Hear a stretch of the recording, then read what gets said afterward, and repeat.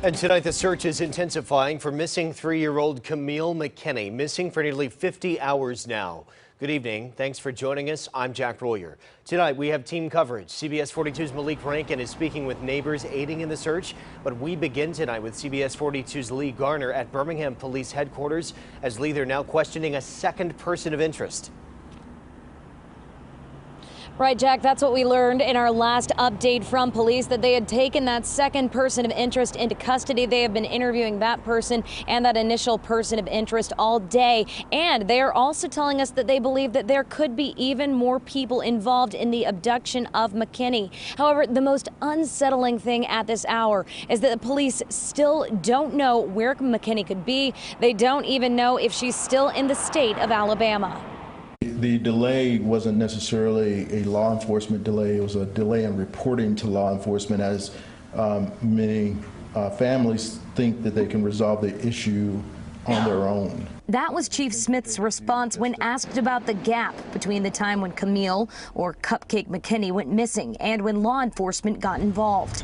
In part as a result of the amount of time that's now passed, the Amber Alert has been extended to neighboring states. Chief Smith says law enforcement has been working tirelessly. People have jumped in even without being asked, because they want to make sure that this child is returned home.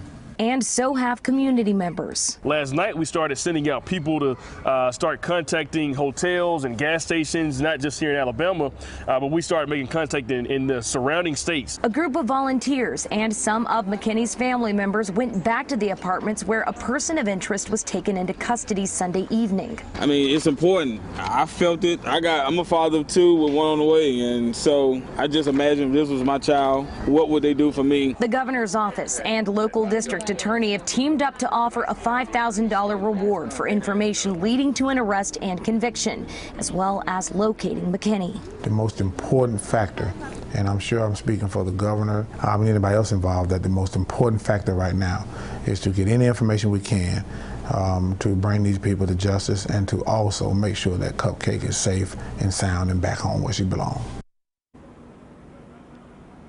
And we've spoken with several of those volunteer groups, including the one that you just heard about in that story. They tell us that they will be back out pounding the pavement tomorrow, canvassing those neighborhoods on their own. They say that they are committed to doing this until there is a resolution. Reporting live from Birmingham Police Headquarters, Lee Garner, CBS 42 News, local coverage you can count on. Lee, thank you. Our team coverage continues with Malik Rankin live near where McKinney was last seen and where a vigil was held just hours ago. Malik, many now relying on their faith to bring her home.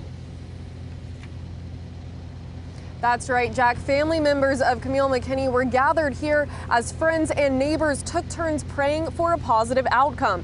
And the community's plea is simple: if you know anything at all about this investigation, to please call police. I tell you, God will do what he said he would do. So can you imagine a mother or a father who have no idea where their child is or if they're going to see that child again? And what's hurting is the people who know something. The people who know something and won't say anything.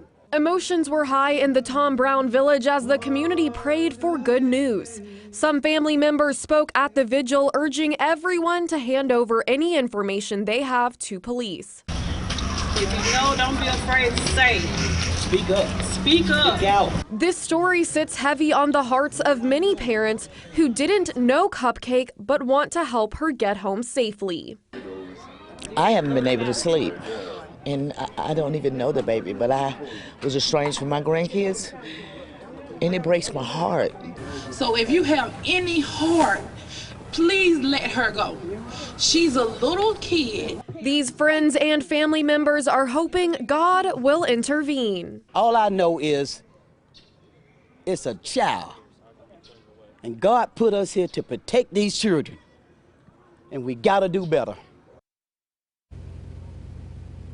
Several of the people I spoke with say they cannot rest until Kamille is home safe. If you have any information on this case, you're asked to call Crime Stoppers at 205-254-7777.